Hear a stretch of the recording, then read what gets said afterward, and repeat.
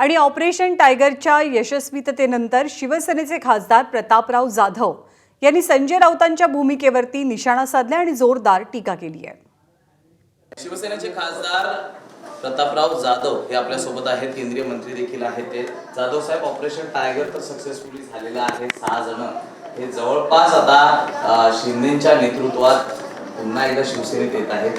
कसं पाहता? आणि दुसरीकडे याच ऑपरेशन टायगरवरनं आता विरोधकांनी टीका टिप्पणी देखील करायला सुरुवात केलेली आहे. लोकशाहीची कुठेतरी हत्या होते आणि पैशांच्या बाजारावरती लोकप्रतिनिधींना विकत घेतलं जात आहे असं देखील म्हटलं जातं.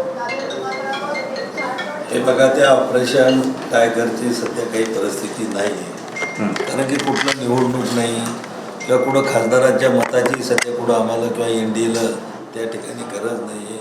त्यामुळं हा जो विषय नाही, पण मला वाटतं हा विषय जो मीडियामध्ये आणला तो संजय राऊत यांनीच आणला, तो उद्धव ठाकरेंनीच आणला की त्यांनी त्यांच्या खासदाराच्या बैठका बोलवणं, त्यांची झाडाझडती घेणं हे त्यांनी सुरू केलेलं. त्यामुळं त्यांचे किती खासदार फुटणार आहेत, किती बाहेर जाणार आहेत हे संजय राऊतांनाच माहिती आहे. मला वाटते आज सकाळी तर त्यांनी काही खासदारांना शिवीगाळ पण सारख्या शब्दामध्ये अपशब्दामध्ये त्या ठिकाणी ते बोललेत. तर मला वाटतं तुम्ही संजय राऊताला जर विचारलं तर ते डिटेल माहिती देतील की त्यांचे किती खासदार त्यांच्यावर नाराज आहेत किंवा त्यांचा पक्ष सोडून चाललेले आहेत. दुसरीकडे या सगळ्या घटनेनंतर सगळ्यांचा हिशोब तर केला जाईलच, मात्र दुसरीकडे याचे पडसाद हे देखील तितक्याच तिखटपणे उमटताना आपल्याला पाहायला मिळतील. अप्रत्यक्षरित्या शिंदेंना किंवा शिंदेंच्या शिवसेनेला त्यांच्या मंत्र्यांना नेत्यांना दिलेला हा इशारा म्हटला जातोय. कोणी दिला? संजय राऊतांनी. कोण संजय राऊत? आणि तो आम्हाला देणार, धमक्या देणार? ही शिवसेना बाळासाहेबांच्या विचाराची शिवसेना आहे आणि बाळासाहेबांच्यासारखे आम्ही मर्दानी छाती बाहेर काढून चालणारे आम्ही लोक आहोत.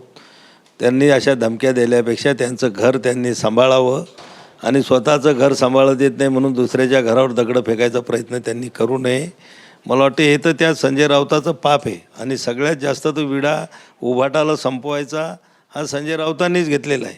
आणि मला वाटतं संजय राऊत आज जास्त खुश असतील की त्यांच्या मनासारखं होते म्हणून.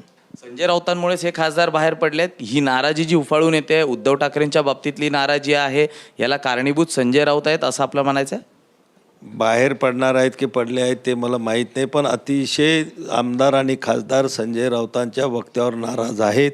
कारण की परवालाच त्यांनी जे वक्तव्य केलं होतं की रिजनल पार्ट्यांनी नॅशनल पार्टीमध्ये सहभागी सामील झालं पाहिजे. मग या लोकांचा सगळ्यांचा बी आमचा समज आहे की संजय राऊत हे उद्धव ठाकरेंना घेऊन त्यांची शिवसेना काँग्रेसमध्ये लवकरच मर्ज करतील. हे विधान ते होतं, हे राष्ट्रवादीच्या संदर्भात त्यांनी केलेलं होतं की राष्ट्रवादींनी काँग्रेसमध्ये जायला हवं. आता आपण जसं म्हणताय की शिवसेनेतनं काही खासदार जात आहेत त्याला कारणीभूत संजय राऊत आहेत, पडद्यामागे नेमकं कोण आहे? हे बघा, आम्हाला एवढं माहीत होतं की उद्धव ठाकरेंचे सल्लागार संजय राऊत आहेत एवढं माहीत होतं, पण शरद पवाराला बी सल्ला संजय राऊत देतात हे माहीत नव्हतं.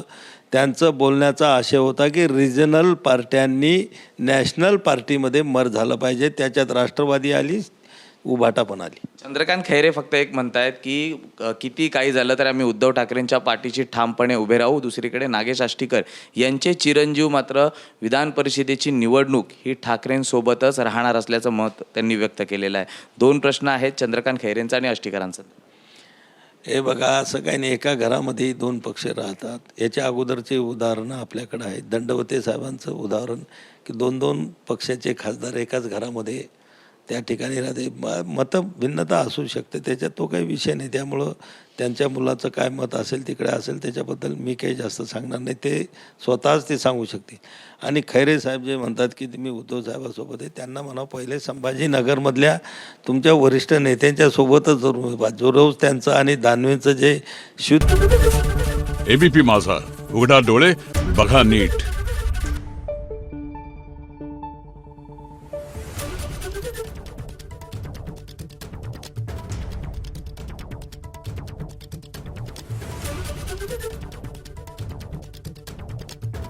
Thank you.